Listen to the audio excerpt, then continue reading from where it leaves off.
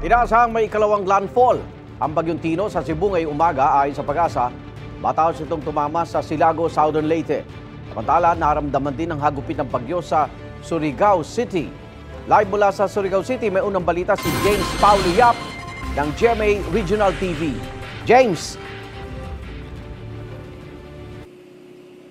Igan, alas 12 ng hating gabi nang maglandfall nga ang Bagyong Tino sa Silago, Southern Leyte. Sa Surigao City naman, nawala ng supply ng kuryente ilang oras bago maglandfall ang bagyo. Kagabi pa lang, ramdam na sa buong Surigao City ang hagupit ng Typhoon Tino. Ilang puno ang nabuwal dahil sa lakas ng hangin. 2 sasakyan naman ang nawasak matapos madaganan ng natumbang punong kahoy sa Surigao del Norte Capitol Complex. Nakahambalang naman sa National Highway ng Surigao City ang punong ito ng aming maabutan. Mas lumakas pa ang hangin pagdating ng alas 10 ng gabi.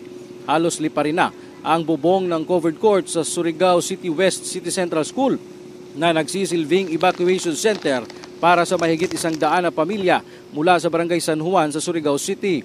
Nawala ng supply ng kuryente ang buong syudad bago mag alas 11 kagabi dahil sa malakas na hangin at ulan at hanggang ngayon ay hindi pa ito na ibabalik.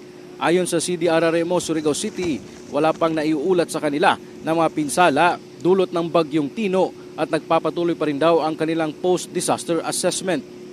Igan, sa ngayon ay nagiging mabuti na ang panahon dito sa Surigao City at may ilan na ring maliliit na negosyo na nagsisimula ng magbukas ulit. Igan? Maraming salamat, James Paulo Yap ng GMA Regional TV.